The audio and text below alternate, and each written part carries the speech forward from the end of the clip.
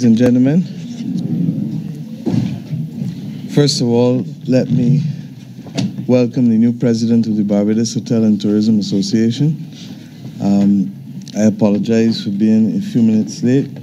I was trying to resolve a matter for two people, one of which involves cricket tomorrow. And I know that there would be no forgiving if that was not done. Secondly, let me also welcome a titan of the labor movement, Sir Roy Trotman. Sir Roy, your spirit was here, even if not your body, over the course of the multiple meetings that we had. And I'm also seeing a former head of the private sector joining us on that side of the table too. So I'd like to thank all of you for being here this morning. I've invited two persons when we get into the substance of it. The country representative for the Inter-American Development Bank. As you know, I would have met earlier this week with the president of the IDB, Mr. Luis Alberto Moreno, who we are very grateful for his visit and his commitment to Barbados as we go through these difficult times. But we are conscious that we have a loan portfolio of 191 million US dollars, of which 135 million US dollars remains undisbursed. That Barbados's disbursement rate is at about 13% a year, when Jamaica's is 32%. And worse than that, that we would have cancelled 5 loans in 2016-2017, and that does not include the one that hurt me the most when it was cancelled in 2013, which we returned 48 of 60 million in the housing neighborhood upgrade program that would have seen an improvement in the lives of the people of Greenfield, Cat's Castle, Allen View, and the Garden Land. Something has to be fundamentally wrong when a project is entered in 2015, November, for 25 million US for roads that all of us are complaining about, and we've only spent 300,000 US in the last 2.5 years. Something has to be fundamentally wrong when we have a project for strengthening human and social development for 10 million US entered almost 2 years ago, and we've only spent less than $1 million US. So that we have to recognize that to say that a project unit is understaffed and needs 2 or 3 people in a public service of 25,000 or 24,000 is the ultimate insult to the people of Barbados. And to say that we can't get something done because of procurement issues is to suggest that people have a different agenda from that which the legislation requires of us in the resolution of procurement issues.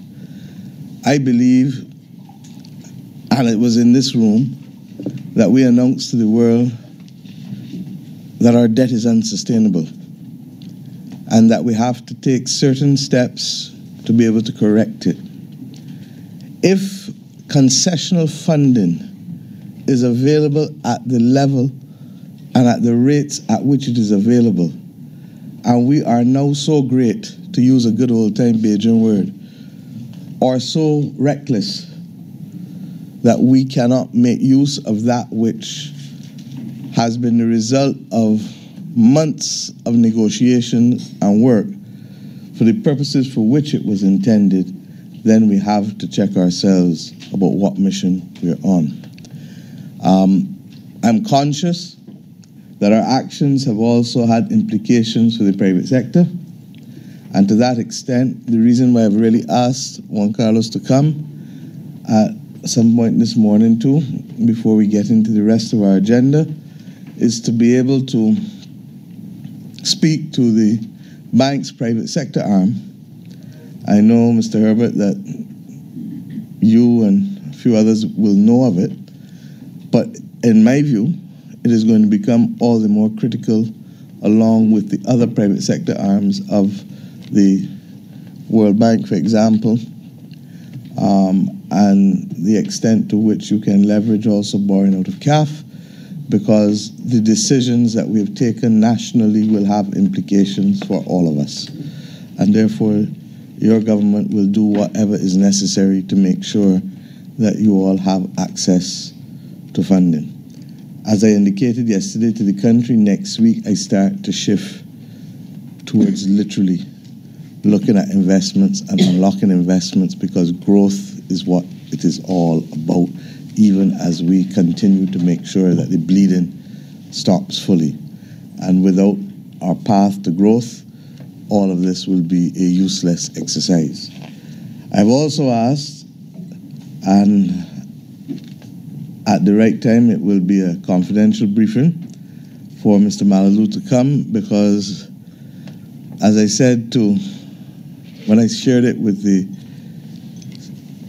managing director of the International Monetary Fund last week, she did this, and I said, well, I thought I was the only body who used to knock wood.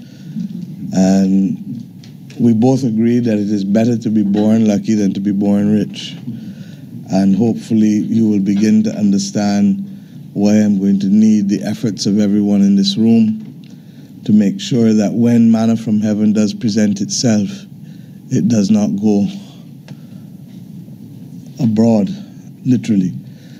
So I say all of that, but what I really want to end by saying is what I should have started by saying. I want to thank you. And I want to thank you because the only reason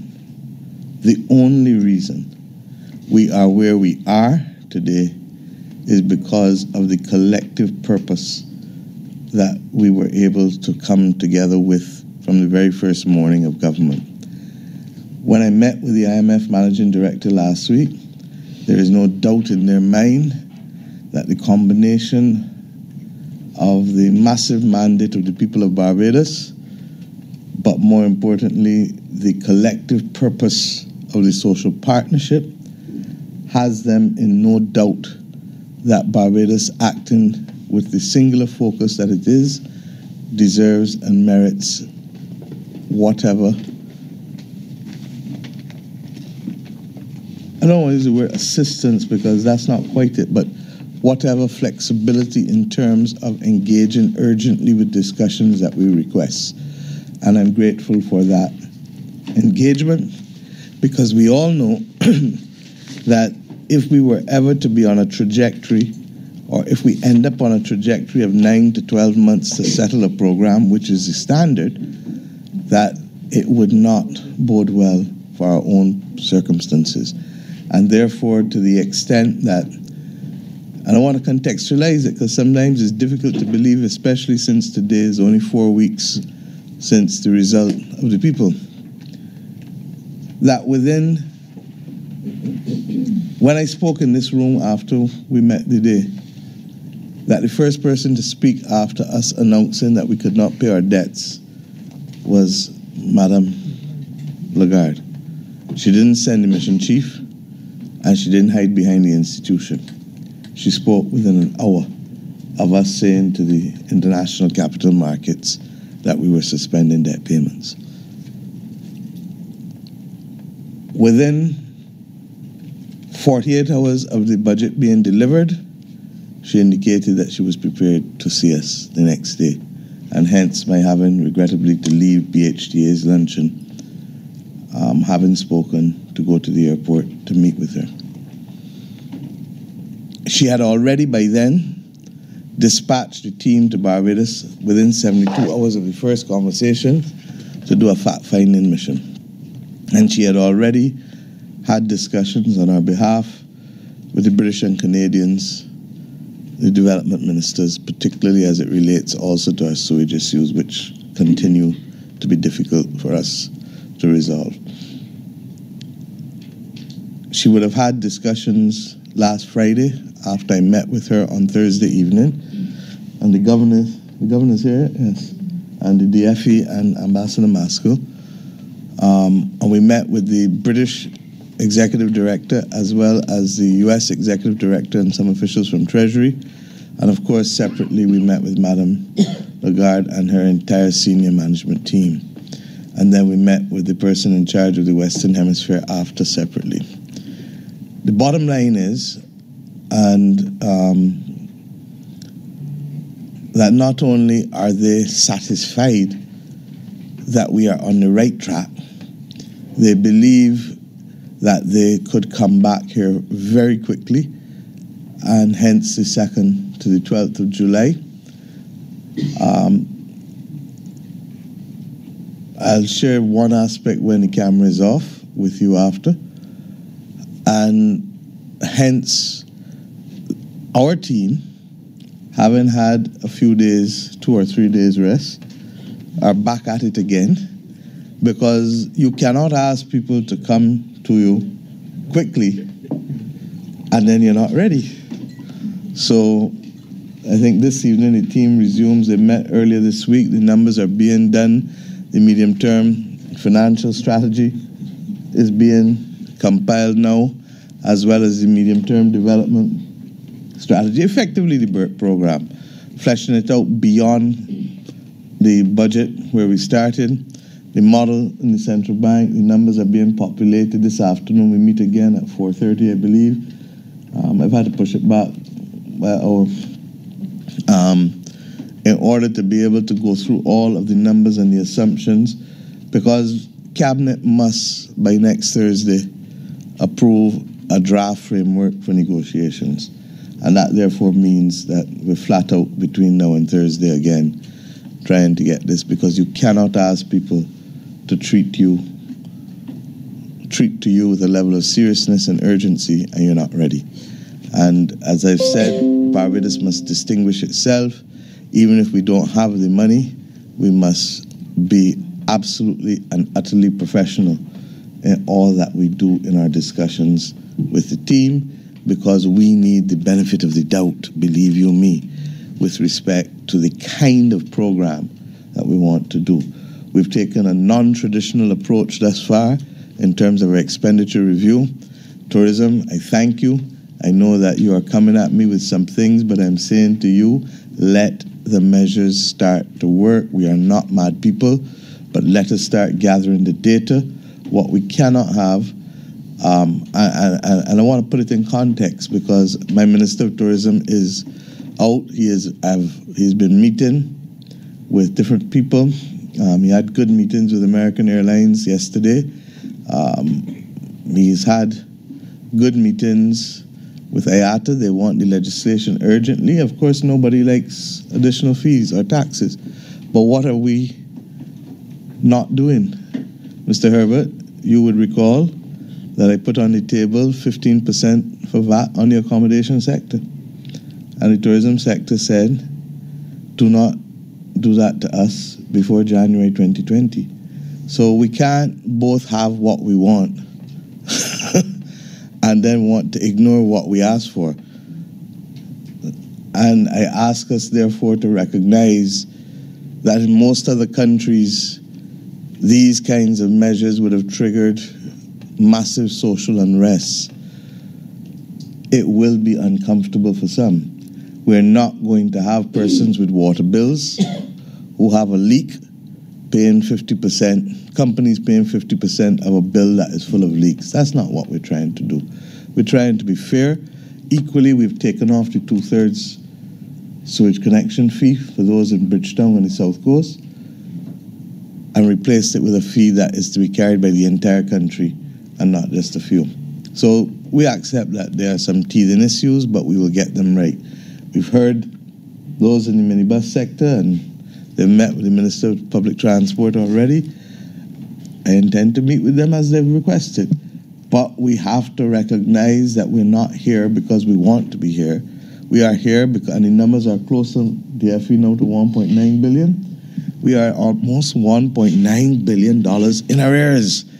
And what I've asked for, and that's why the process is taking so long, is that when the numbers are put in by Central Bank and Ambassador Maskell and all of these guys in the model, I'm not putting in the numbers that passed in the estimates in April, because those numbers in the estimates don't have the right number for UE, they don't have the right number for the hospital, they don't have the right number for the Water Authority, they don't have the right number for a whole host of institutions. as a form of political and financial cosmetology. And we are not going to get out of this by pretending that we live in an alternative reality. We have to put all of the numbers, and PS Finance is getting them equally.